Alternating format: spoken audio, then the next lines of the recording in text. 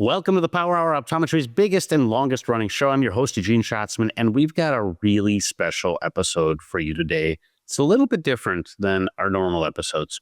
So a little while ago, I had the opportunity to give a TED Talk. And in the audience, just a few rows away, was today's podcast guest, Allegra Cohen. And then I sat in her TED Talk with my daughter right next to me. And we were both completely pulled in by Allegra's message about joy, resilience, and how you can literally train your brain to notice more of what you want in life. We went home, read Allegra's book together, and I just knew I had to get Allegra on the show because if she had this impact on me, maybe she'll have that same impact on the audience of the Power Hour. So in this episode, I bring on Allegra and she explains why joy is not just this fluffy or naive thing, it's neuroscience. She walks us through how your brain's reticular activating system filters the world based on what you focus on and how this concept that she's invented called microjoys, these like tiny everyday moments, are basically an opportunity to rewire your brain for energy, better decisions, and better leadership. So we talk about this in her concept, and I try to translate it for us as business owners and really just kind of directly relate this to life in an eye care practice. Thinking about the opportunities to bring little joys into the exam room and how that changes you, how your mood as a leader kind of ripples through your team, and then just constantly scanning for problems and red numbers versus finding joy and recognition, what that does if you do one versus the other. So Allegra shares some tools during the show. She's got some interesting kind of exercises. I do something silly on the show, kind of she guides me through it. But if you're feeling worn down, reactive, or like you're always kind of showing up to put out fires, this conversation might change the way you look at your day and your practice. So before we dive in, quick reminder to make sure that you're subscribed on YouTube, Spotify, Apple Podcasts, or wherever you listen to the Power Hour so that you never miss an episode. And I always respond if you reach out.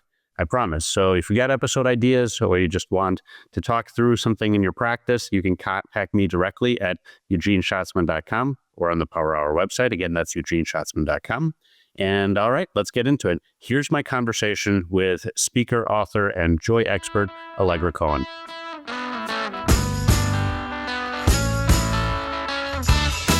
Allegra, welcome to the Power Hour. Excited to have you here. Eugene, I'm super excited to be here. Okay, so I am going to get right into it. And I'll just say this. So for listeners who may not know, I recently did a TED Talk and I was in Allegra's audience when she was doing her TED Talk and she was in mine. And I was so impressed with the message, with what you had to say and how you said it, quite frankly, my daughter was next to me. We were both inspired. And it's one of those things where, you're an international speaker, you've been on lots of stages. And I think it's really valuable for business owners who are busy running practices to hear part of your message. So I'm just going to ask you let's start at the beginning. Why is this so relevant? All right, let's start at the beginning, Eugene. Have you ever scrolled on TikTok, watched one quick TikTok made me buy it video, and suddenly your feed is nothing but shopping hauls, miracle gadgets, and people telling you that you must buy this one thing that will change your life? 1 minute, you're curious about an eyelash lengthening serum. The next, you are convinced you need an LED face mask, a mini waffle maker, and an avocado slicer delivered tomorrow by 6 a.m. It's not magic. The algorithm simply notices what you engage with and gives you more of it. Life can work the exact same way. What you engage with, what you focus on, expands. Engage with stress, and everything feels like an emergency. Engage with joy, and life starts to feel lighter. You can't control everything that shows up, but you can control what you choose to notice, celebrate, and feed. Yeah, and I think that is such a core message, and it's exactly how you opened your TED Talk. And I think the reality is that it's true. If we look for mistakes, if we look for problems, if we look for stress, or if we drive our life around stress, it's going to be the thing that we kind of focus on all day long. It's the thing that kind of creates our energy all day long. And I found that even after taking some of your advice, which I'm going to ask you to share in a moment, it's way easier to get excited about things throughout the day, and then to have a great day as a result of this concept. So I'm not going to steal your thunder. Tell us about microjoys that you invented. Well, I will absolutely share about microjoys, but what you just relayed, what I learned about joy, and it's that it's not magic, it's actually neuroscience. And when we focus on something good, our brain's reticular activating system literally filters the world to find more of it. You teach your brain what matters by what you pay attention to. And that means that joy can be taught. And I'm actually living proof of that. And microjoys are those little moments in your day that make you feel alive. They don't cost anything. They don't require any extra time. They're literally right in front of you. You just have to be willing to look for them.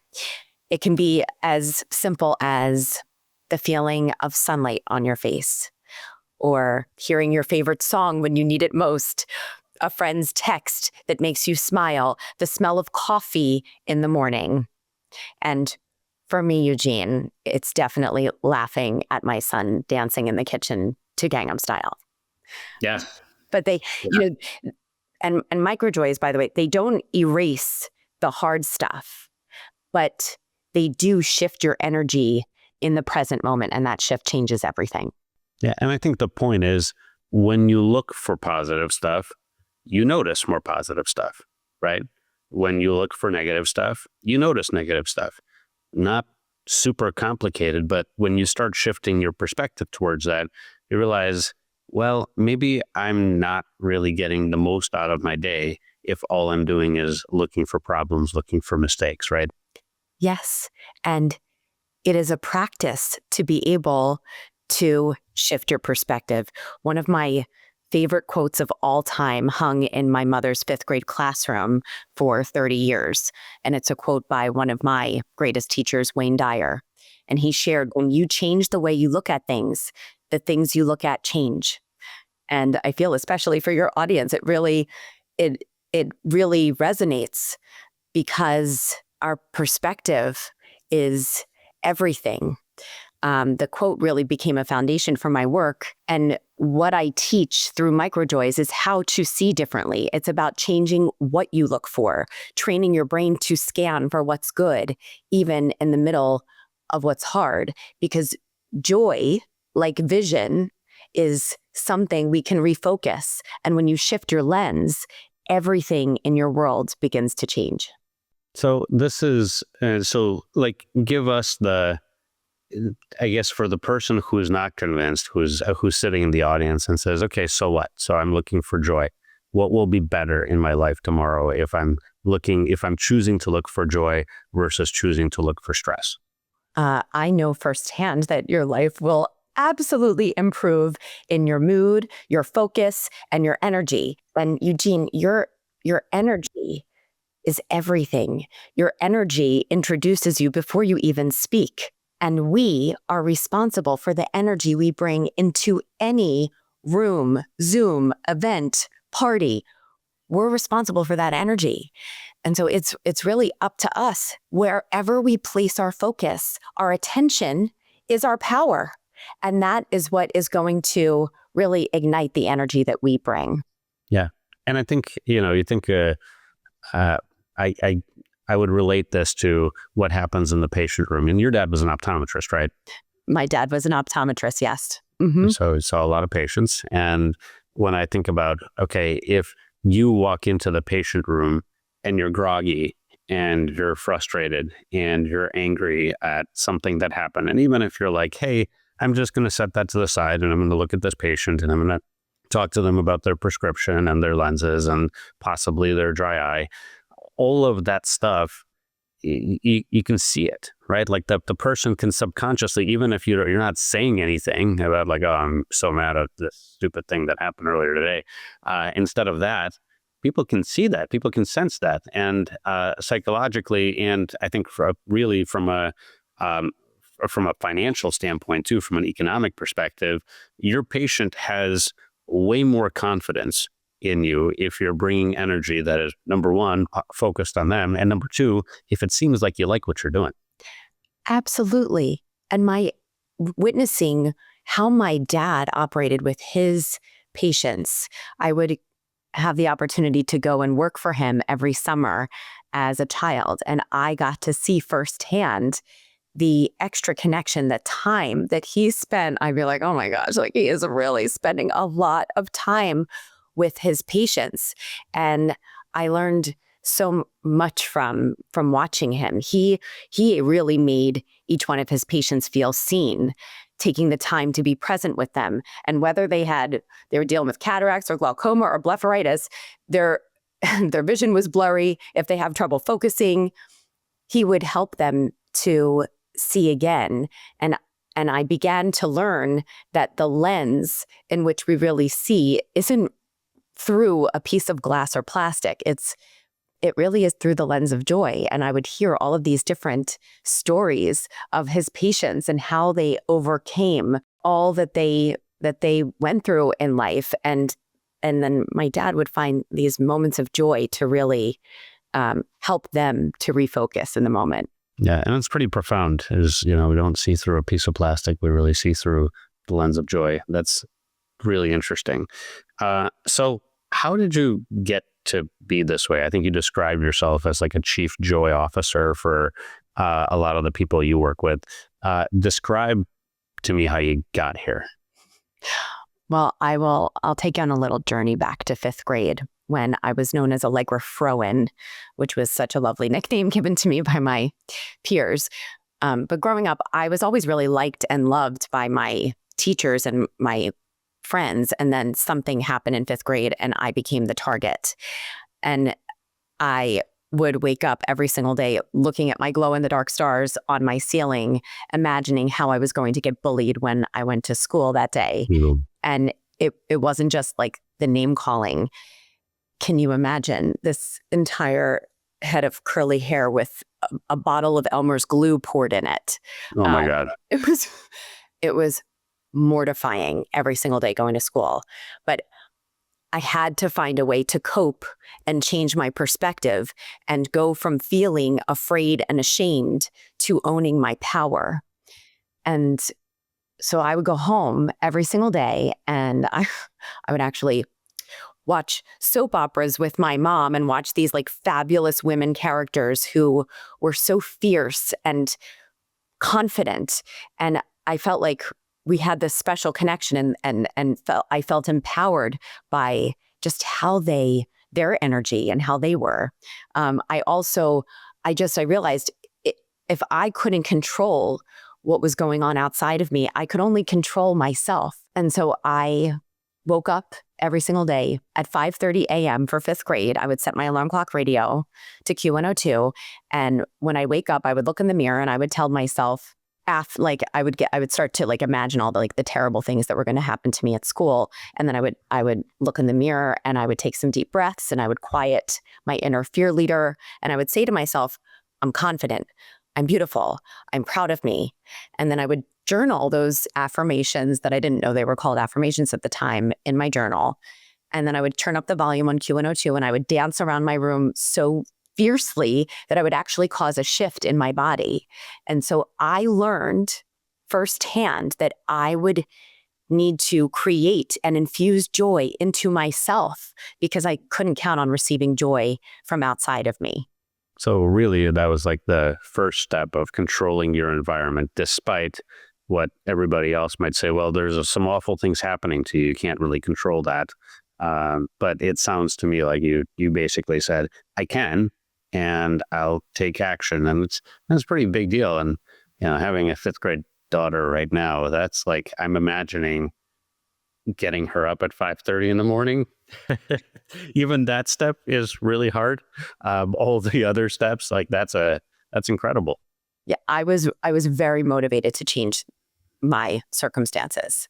Mm-hmm. And I would say another piece of the puzzle, a different joy classroom for me, was when I was diagnosed with Crohn's disease and my bowel perforated when I was 16. They thought it was my appendix, but it was my bowel. And I woke up after emergency surgery and I looked down at my stomach and it resembled the board game Operation.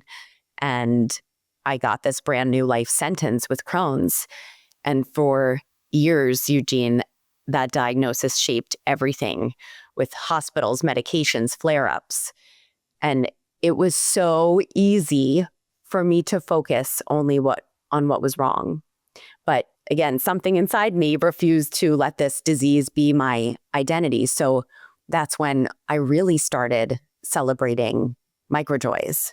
And I would notice the sunlight on my face after a week inside, a kind and caring nurse chatting with me about school while she was giving me uncomfortable tests in the hospital. I would make joy a practice. It wasn't a reward I was waiting for, but it was the tool that I used to survive. Yeah, that's really powerful. And learning that in your childhood, it's obviously affected you as an adult, but it really you start thinking about, well, you have the opportunity to just find every single day little things that could make you happy, right? Yes, it was. And when you find these little things that make you happy and you combine it with experiencing gratitude or appreciation, your brain releases dopamine and serotonin, which are the chemicals that calm your nervous system and build emotional resilience. And this gratitude for this small, joyous moment, it literally broadens your mind's ability to see solutions and builds inner strength for when things get tough. So I always say I wasn't being naive. I was being neurobiological, and joy was my medicine. Yeah, that makes perfect sense. And what you just said is really interesting, because business owners listening to this, or practice administrators listening to this, or really anybody who has a tough and demanding job, probably has things that, number one, stress them out throughout the day. Number two, things don't go exactly as planned all the time. And that resilience component is so important to be able to nail just right. And you're saying that if you run your life on this kind of joy operating system, sorry, I'm just making this up, but if you kind of use joy as a foundation for everything, then you become more resilient to everything else that happens in the day, and you're able to get to solutions quicker without necessarily reacting in a way that's not productive. That's exactly right. And I would say that in addition to in a corporate environment, I actually had the opportunity to work with the United States Navy this year as a part of their Warrior Toughness initiative. And what unfolded in that experience blew me away, because when they first came to me and they told me I was thrown into the mix with all these very serious thought leaders, and then they ended up hiring me to come and talk to the U.S. Navy about joy, I was a little okay, what am I going to, I'm going to make them do, I can't make them do that. No, I can't make them do that. And what was so cool from the experience is that, we laughed, we breathed, we practiced presence, we shook it out with a mini dance party, and we talked about being human beneath the armor. And they went there with me.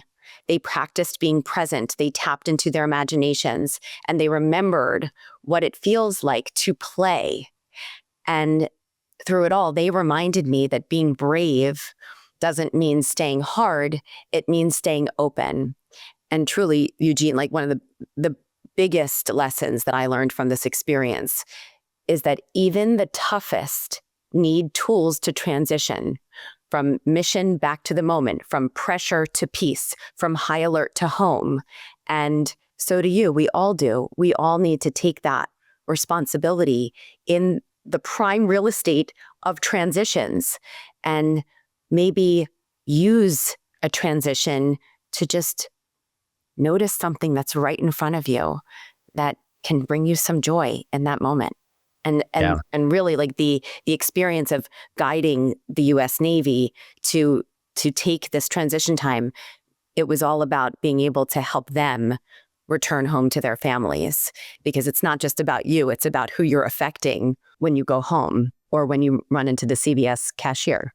But that's a really good point, I think, across the board, is that, and I want to zoom in on this just a little bit, is that the way that a leader runs their day in a practice or in a business oftentimes ripples through the staff. And so I guess, let's talk a little bit about staff management. So if I'm thinking about, okay, what are common mistakes that people are making from maybe not leveraging joy to the max potential, because I think we've established this is very clearly a life skill, but it's also, I think I would argue that everything you just said also makes it a business tool. And if it makes it a business tool, then we should try to learn to use this tool and figure out where the real impact is. So my hypothesis is that, okay, let's say I'm more engaged with my patients. I'm more joyful with my patients. If when I'm seeing a patient, I have a better connection with them. They think I love what I do, so they are more likely to participate in my recommendations. Oh my God, this doctor really believes in this. And so, revenue per patient goes up, and potentially treatment acceptance plans or treatment acceptance rates go up. That's great. But then you think about how we manage staff, right? We talked about, okay, well, I'm in front of patients, but as a business owner, I'm also in front of staff.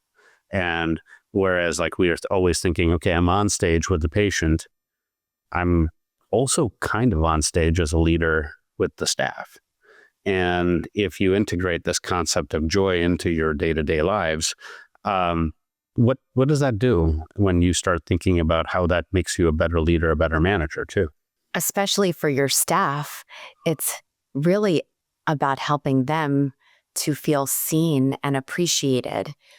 This world that we're in right now, it is a messy, chaotic place, and life is really, really hard. And so it's not about like pretending things aren't hard, or like you're rushing to the next patient, or you're dealing with like a technicality like issue, or you're dealing with maybe a staff member who is going through something. And it's really about just having this mindfulness and this awareness of being able to use the joy as your tool and as your strategy to help them feel like they're being taken care of as well. Yeah, I think that's really powerful. And I think the interesting part, I'll try to build on that a little bit, is that I think when we run staff meetings, oftentimes we spend some percentage of the time on recognition, and maybe that's a little bit of throwaway, and some percentage of the time on problem solving. And oftentimes I think it's true that recognition is probably the first thing to go if we have some big problems. And also, I think it's pretty, and I know I fall into this trap as a business owner all the time. I look at a report and I'm like, oh, the numbers that are red are the ones I'm going to attack at first. Right? It's not like I'm not going sort of saying, oh, this one's great, let's celebrate that, and let's celebrate this, and who did that? They're amazing. Never going down the list like that. I'm going down the list and saying, oh, I see a problem. How do we, what have we already done to try to solve this problem? Who knows about this problem? And so the focus on problems, I think, while productive, I do think that you don't just like you were saying, you don't just kind of ignore them. I think the focus on problems sometimes tends to shift our mindset, and possibly for the staff, it's never really clear that you're there for them as a leader who is looking for opportunity. When you're looking at problems, sometimes you're just telling them you suck at your job and you're bad and I wish you were better. And that doesn't necessarily motivate people. I mean, that really paints the picture for me. I think when you can go in, maybe wearing the hat every day as Chief Joy Officer and going in with that mindset to, you need to have the balance. Of course, you need to be able to identify the problems and be a solution seeker instead of, just focusing on the problems, to be able to incorporate the moments of celebration and appreciation, noticing where people are rising to the occasion and being the best full versions of themselves. Yeah, and I think this is an interesting point, is that if we spend time thinking about, hey, I noticed something, if you kind of shift your mindset and you say, hey, I noticed something good. And so, I don't know, is there a ratio, Allegra, that you would recommend that's like, I can give X number of positive feedback, points of positive feedback to every negative one? Or, I have to do, I think I've heard some magic ratio from some business guru once. So, how many times do you tell someone something good before you can tell them something bad? Well, my guidance would be to make it a habit and a practice to go with the positive as much as possible, and just to keep it light as much as you can. And then, then they'll really listen, pay attention when you want to solve the problem together. And it's really maybe the framing of the problem too, is that, hey, I noticed something we could do better. What do you think we can do? Right? Like, because people make mistakes all the time, and you're not saying like, ignore the mistakes, right? Like, if a tech put the patient's name in or put the patient's information incorrectly into the chart, like, they have to know about it. But I think they'll probably be more responsive to solving that problem, and they'll try, if you give them regular positive feedback on something else they did. Hey, that patient seemed really well educated. Thanks for doing that. Or, hey, I overheard you in the testing room. That was a really great way you presented some of our tests. That was, and then you say, but hey, I noticed this issue. What do you think caused this? And then, like, well, I made a mistake. Okay, well, how do we prevent that from happening? Then it's more collaborative than like, you screwed this up. It's so much more collaborative. You want to boost productivity? That is the technique to do so. You just made me think about a couple rules that my mom, the 5th grade teacher, instilled in me that really became part of my philosophy when we were talking about perfection. One of them was, being shy is a waste of time. And in that, she wasn't telling me to be loud. She was reminding me not to hide my light, that the world doesn't need our perfection. It needs our presence. And the other rule that she taught me was, when in doubt, do a cartwheel. So, meaning, if you forget the steps, when I was a dancer for most of my life, I still am, but when I was 5 years old, I had the opportunity to audition for a show called the Al Alberts Television Showcase. It was like a mini Star Search in Philadelphia. And I was rehearsing my routine leading up to my big audition. And that's when she said, when in doubt, do a cartwheel. Because if you forget the steps, you just keep going, because all of the joy, it lives in motion. It doesn't live in getting it perfect. Yeah, that's interesting. So what's our translation for if I'm in the exam room and I mess up? I cartwheel? You're just going to do a cartwheel. Totally. Or some fun version of that. Yeah. So when we come back, I want you to share some of your tools or some of the actual, I guess if you're really trying to make this concept of micro joys a daily practice as a regular, as a person, what are some tools that you could potentially use? We'll be right back in the Power Hour. All right, we're back in the Power Hour with Allegra Cohen. And I think that people are probably bought into the idea that it's better to live your life with joy versus with negativity, right? And that there are clearly positive benefits for your body, for your brain, and also for your business if you kind of commit to this process. But it's sometimes not so easy to remember. I will say, during the break, I stood up to go get a glass of water. And then I'd like notice that I was like, oh, like, it's good that I stood up. Like I feel like a little bit more energy. I can have more fun in the second half of our interview. And then I was like, microjoy. That's great. The format of the show allows me to do this so that I can be better for everybody. Like I have microjoy. Cool. So I'm like, I'm drinking the Kool-Aid, Allegra. But if people want to drink the Kool-Aid in a standardized way, what are some tools? What are some strategies that you recommend? Okay, one of the first tools in the microjoys method, which the method is a science soul system that will help you to regulate stress and reignite joy on demand. Okay, so this first tool is called Name It, Shift It, Claim It. Now, when you name it, you are acknowledging in the moment what is real. Like right now, I am feeling nervous, anxious, scared. Just acknowledging how you're feeling and bringing an awareness and compassion to the actual moment. And then shift it.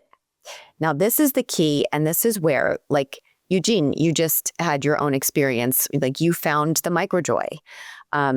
This is something where you really need to have the self-discipline to actually take one small action, whether it is a deep breath, a stretch, you're just going to shake it out for 30 seconds. Even a micro move will change the chemistry and the mood in that moment. And then the third step is to claim it. So you're going to let that shift land in your body. And you can even, like, really, to put even more amplification around it, you can feel it, the actual shift in your body, and say thank you. You can say thank you out loud and then savor that moment of gratitude. It's how your brain learns to store joy as strength. And basically this exercise, it's neuroscience in street clothes. It's a quick, portable reset that calms the body, retrains attention, and builds resilience one micro moment at a time. And I've done this with schools, with corporations, with the Navy. It's just about the discipline and the practice of it. Would you like to try it right now? Yeah, let's do it. Let's do it. Okay, so name it. So is it like how I'm feeling right now? Okay. I'm feeling a little bit overwhelmed. I'm really enjoying the conversation, but I can't help but think that there's like 3 meetings that I have immediately after this recording that are all back to back. And I know the first one's going to run over, but it's 30-minute slots. So I'm like, man, like I'm not going to be, I'm now going to set the other 2 people back. And I hate doing that to people. So that's the, if I'm going to name some anxiety, it's that. So, but does it have to be bad? Could it be good? Could it also be excited about something, or? You could totally be excited about something, but that was actually an excellent example, Eugene. That was so real.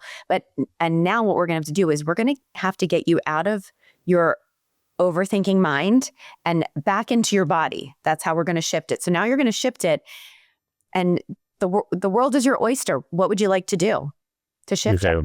What are my options again? How about, ready?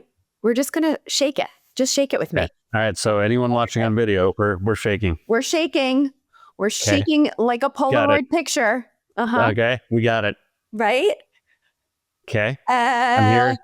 You're here now. Wave your hands like this. Okay. Say hi. Okay. Pump it. All right. We're like having a dance party on video. If anybody's ever wanted to see me doing ridiculous stuff, here we are. Dance party. Okay. Ready? Now take a deep breath in.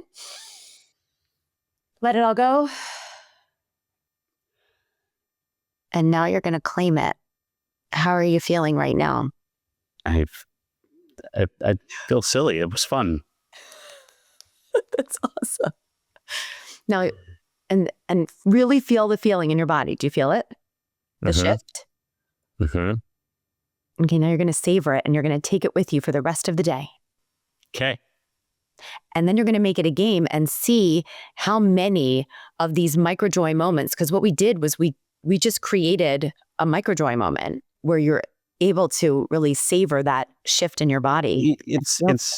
I know this is going to sound unbelievable to the audience, but like I'm smiling and I feel lighter And like, everyone knows I'm pretty serious as a person, but I am smiling. I feel lighter, and actually, kind of, I'm like, okay, it's gonna be fine. Like those meetings, we'll figure it out. It'll be fine. And somehow, like it just all like I'm not. We didn't really solve the problem. Like we probably shouldn't do that again, where we stack those 3 meetings in a row like that. But for today, we're gonna get through it. It'll be okay.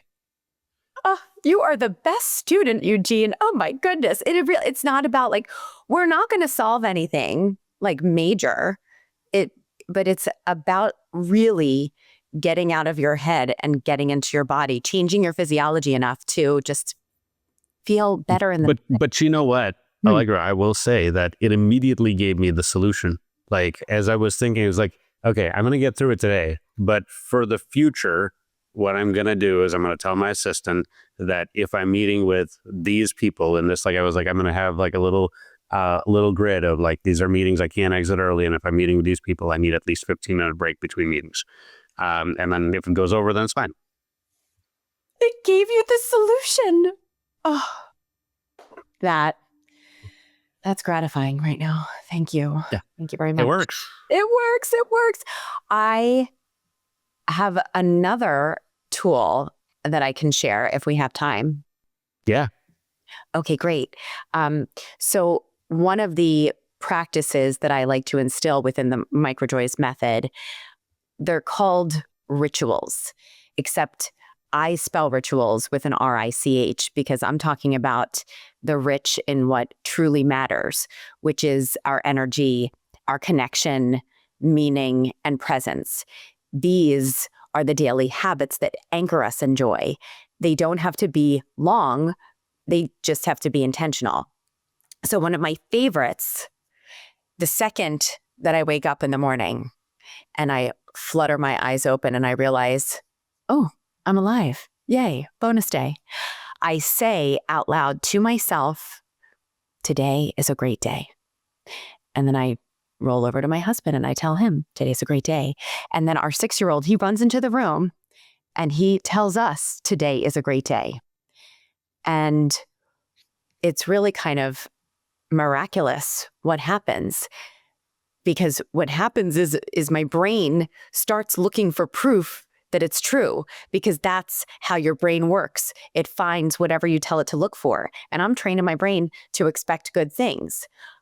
And I know that that's not the norm. I know that, most people, they wake up, they grab their cell phones, they start doom scrolling. And before they even brush their teeth, they've already absorbed all of the bad news. But Eugene, I say no to that. No matter how busy I am, no matter what's going on in life, whether I'm traveling, if I have to wake up at 2 a.m. for a morning show, or if I'm heading to a funeral, I do not skip this. That's how serious I am about it. Because according to neuroscience, when we focus on positive moments, we're actually rewiring our brains to expect more good because, like we keep mentioning, what we focus on grows. And so my challenge for your audience and for you tomorrow morning, as soon as you wake up in the morning, say out loud to yourself, today is a great day. And then just see what happens. And then perhaps continue for the next 6 days and say, today's a great day every single day that you wake up. I'm willing to bet that you will notice a difference, because the way that you start your day shapes everything that follows. So I love that so much. And I think it's so fascinating to hear you talk through that. Interestingly enough, I kind of do this at morning drop off with my daughter. And it's funny because I say to her every morning, we kind of, as she's getting out of the car, I turn around, and we do a fist bump, and she says, and I say to her, great day. And she says to me, great day. And then she hops out of the car and goes to the bus. And it's fascinating to me to hear you say that. What do you think, talk through what happens in the brain at that exact moment, and kind of from not just a psychological standpoint, but from a framing standpoint for the rest of your day? Oh, well, for the rest of your day, what you're what's happening is that you're not just feeling good in that moment. Like you really are rewiring your brain, because when you intentionally notice joy, or you're having that appreciation, or you're telling your day how it's going to go. You're not letting your day tell you how it's going to go. You're taking control. You're in the driver's seat. So you're training your brain to expect good things, to believe that life is going your way. And at the same time, you are building mental muscle memory for optimism. And that doesn't just make you happier now. It can literally improve your long-term mental health, resilience, and even how you age. So, Eugene, microjoys, they're also kind of like Botox for the soul. Yeah, it's like a superpower. Mm-hmm. Okay, I love this technique, and I think that what you're describing is like it's so important. But I also notice that when I do this with my daughter, when I drop her off, like that's great, and then I'm happy, she's happy, we move on. Like, how often should you do these rituals throughout the day? Like, this is the first thing in the morning, as you described it. Like, how often should I do this? Well, you're setting yourself up for success at the start of your day, because so much is formed and informed at that beginning of the day. And then throughout the day, I really like, I am kind of like Mary Poppins, and I really like to gamify everything. I think that kind of like any kind of challenge is so much easier when you turn it into a game. So I would say just really like give yourself the different incentives throughout the day, and like you're going to do this throughout the day, like a handful of times, because what also happens is, and like I shared in my TEDx talk, that joy isn't meant to be hoarded. It's meant to be multiplied. So you can certainly, for you and your mental health and mental strength and resilience, you can be collecting these microjoys throughout the day. And then perhaps instead of complaining or judging or worrying or sending a text to gossip about someone in your life, perhaps instead share a microjoy and then ask them to share a microjoy with you. And now that everyone is educated on what a microjoy is, you then have this dialogue of microjoys. So then you're not just collecting your own microjoys, then you're collecting their microjoys. And in that is actually true abundance. That is having all that you need to really get through the day in the most resilient way possible. That's so cool. So cool to hear. I'm curious if you have had experience with people who have gone through this, and what kind of and what sort of outcome have they had when they go through and they start using their tool, or start using some of these tools and some of these, the rituals, and in general, just kind of this the first one. I forget the three words, but the transition tool. The name it, shift it, claim it. Yes. So I work with all ages. I work with men and women, and I have clients who are going through or who have gone through breast cancer, and microjoys gave them a way to laugh through the pain. I have worked with college students who use them to stay grounded before big exams. I have a college student who just graduated from the University of Penn and was having some different challenges, but really with this whole concept of joy and changing your perspective, that helped tremendously. And then I also have my middle schoolers that I work with who are just doing their best to show up every single day at school. Like, that's what being brave actually looks like for kids these days. Kids face pressures today that we never had.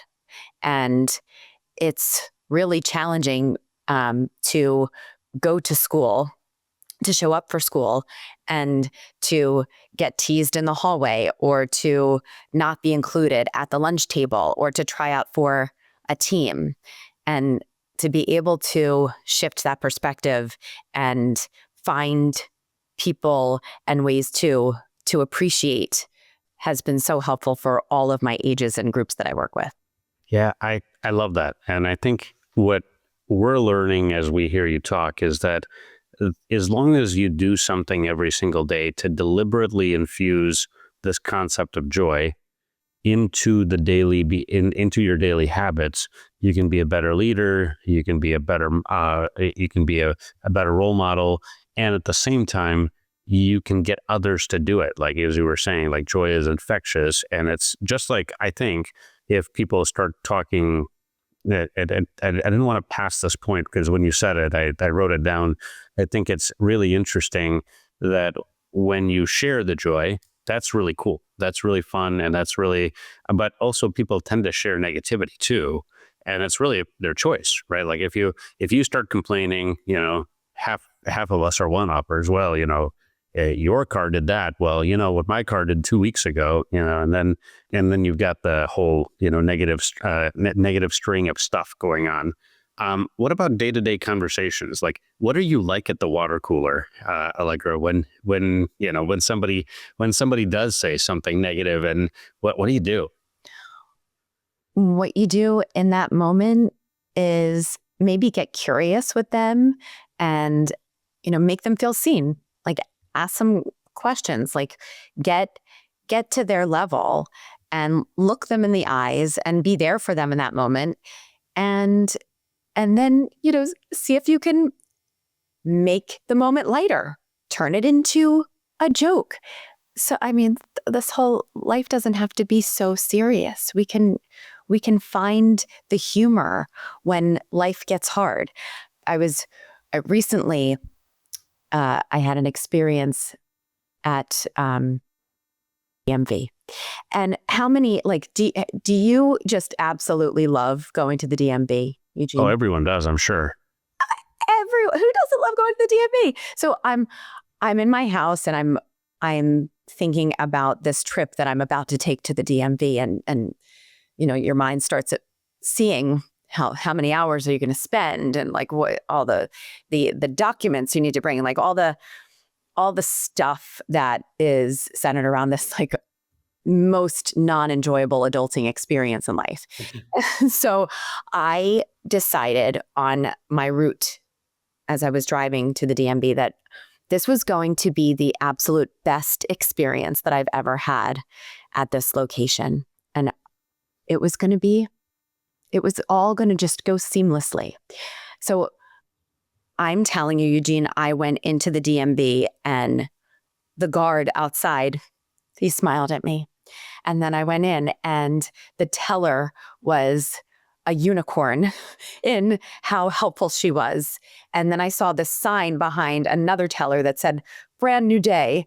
And then I saw a little baby in front of me who was crying, and seeing her brave mom, like holding her and being there for her in that moment. And I have to tell you that I started noticing all the microjoys by having this attitude. And it could seem like I'm in total la la land, but I'm really, I've been through really, really hard things in my life. And that is what has taught me to look for the joy, because it's always possible. Yeah. And it's really interesting. So I was going to ask you somewhere in there, well, you decided in the car, but then like, what if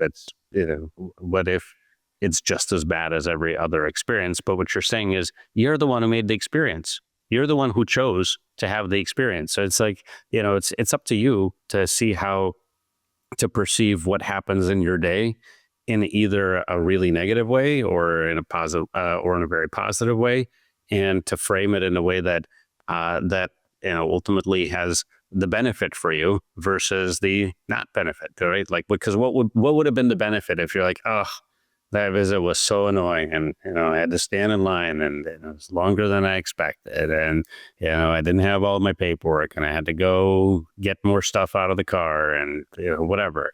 And what's the benefit? There's no benefit to doing that. But as you're describing your positive DMV experience, I think about it, and I'm like, okay, well, like, yeah, okay, you had fun, you made the best of it, and Fun is a very strong word to use. You.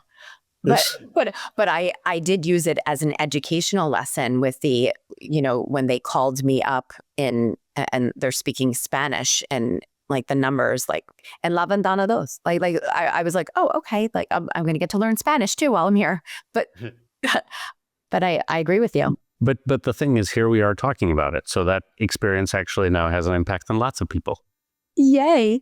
And I'll just go over here for a second and grab, I wrote this book. It's called Your Playbook for Living a Brave Life. And in this book, I talk about rose-colored glasses and that you are the designer of your experience. So it really is about up-leveling your perspective. It doesn't mean ignoring the hard. It means choosing to see more than the tough stuff. Look for the lesson, the beauty, the growth, or the joy in disguise. When you shift how you see the world begins to shift with you. Oh, that's awesome. That I feel like we can end the conversation right there. That's kind of like a mic drop moment. So, Allegra, how can people find you? How can people get your book? Eugene, people can find me in many different ways. But first and foremost, you can head over to Instagram at Allegra Cohen, and you can follow my journey to joy on there. And you can also check out allegracohen.com for all things bravery and joy. And I would definitely suggest you can head over to Amazon and pick up a copy of Your Playbook for Living a Brave Life. It is a perfect holiday gift right now for mothers, for daughters, for every single version of you who is looking to really become your own best friend and feel good as much as possible. Yeah, I will say my daughter and I actually read your book. It was easy and quick read, and I think that's full of really cool lessons. So thanks so much for being on the show today. Awesome conversation, and I always inspired every time that I hear you talk. And thank you. The feeling is mutual, Eugene.